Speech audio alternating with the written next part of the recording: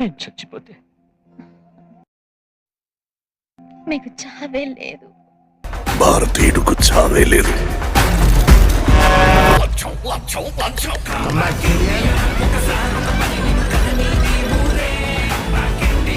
భారతీయుడు ఇండియన్ ఇన్ని రోజుల్లో నేను ఈ మూవీ ఒక్కసారి కూడా చూడలేదంటే నమ్ముతారా?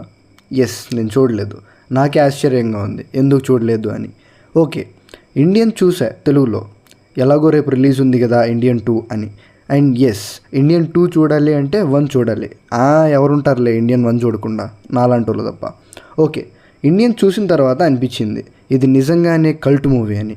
నేను పుట్టకముందు రిలీజ్ అయిన సినిమా ఇది, 1996. ఇప్పటికీ ఈ మూవీ వచ్చి 28 ఇయర్స్ అయింది. నేను పుట్టి 20 ఇయర్స్ అయింది.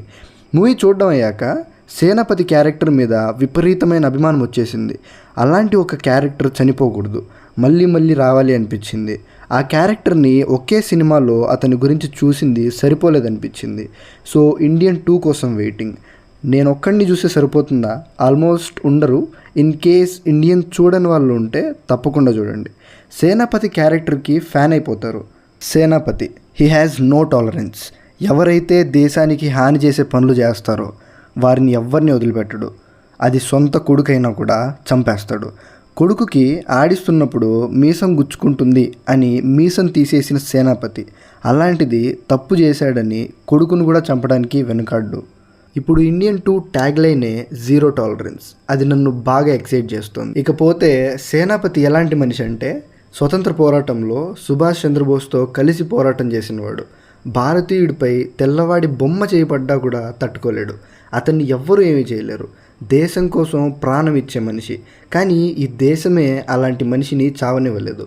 ఇండియాకి స్వతంత్రం వచ్చిన టైంకి సేనాపతికి ఒక 20 నుంచి 30 సంవత్సరాలు ఉంటాయి. 30 ఇయర్స్ అనుకుందాం. 1947కి 30 ఇయర్స్ అనుకుంటే 1997కి సేనాపతికి 79 ఏళ్ళు. అదే సేనాపతికి 2024లో 107 సంవత్సరాలు. 100 సంవత్సరాలు దాటినా కూడా అదే ఎనర్జీతోనున్నాడు. వెయిట్, ఒకవేళ ఆయన చనిపోయే సిచ్యువేషన్ వస్తే? భారతీయుడుకు చావే లేదు. ఏ తప్పు జరిగినా అతను తిరిగి వస్తాడు. భారతీయుడికి చావే లేదు. తప్పు చేసిన వాడిని చంపడం అందరి దృష్టిలో అది హత్య. కానీ సేనాపతికి మాత్రం అది వ్యవసాయం. పొలంలో ఎలాగైతే కలుపు మొక్కల్ని తీసేస్తాడో అలాగే దేశంలో కూడా కలుపు మనుషులు ఉండకూడదు. అదే భారతీయుడి లక్ష్యం. సో అలాంటి భారతీయుడి కథ మళ్ళీ ప్రారంభమవుతుంది అంటే చాలా ఎగ్జైటింగ్గా ఉంది. కానీ ఇండియన్ 2కి ఇంత హైప్ ఉందా అంటే నో. అసలు కమల్ హాసన్ సినిమా శంకర్ డైరెక్షన్లో అనిరుద్ మ్యూజిక్తో భారతీయుడు లాంటి గొప్ప సినిమాకి సీక్వెల్గా వస్తోంది అంటే ఎంత హైప్ ఉండాలి. అందులో హాఫ్ కూడా లేదు. ట్రైలర్ కూడా అంత ఎగ్జైట్మెంట్ని హైప్ని పెంచలేదు. ఇంకా నెగిటివ్సే ఎక్కువ వినపడుతున్నాయి ట్రైలర్ మీద. కమల్ హాసన్ లుక్ అని, శంకర్ డైరెక్షన్లో లేదు అని ఇలా. కానీ మూవీ రిలీజ్ అయ్యాక మంచి టాక్ వస్తే బాగుంటుంది. 250 crores పెట్టి తీసిన సినిమా. సర్ప్రైజ్ ఏంటంటే ఇండియన్ 3 కూడా షూట్ కంప్లీట్ అయిపోయిందంట. పోస్ట్ ప్రొడక్షన్ వర్క్ మాత్రమే పెండింగ్ ఉందంట. ఈ ఏజ్లో వీలైనన్ని మూవీస్ తీస్తూ పోతున్నారు కమల్ హాసన్ సార్. రేపు ఇండియన్ 2కి పాజిటివ్ టాక్ రావాలని కోరుకుందాం. సినిమా కూడా బాగుండాలని కోరుకుందాం. జై హింద్.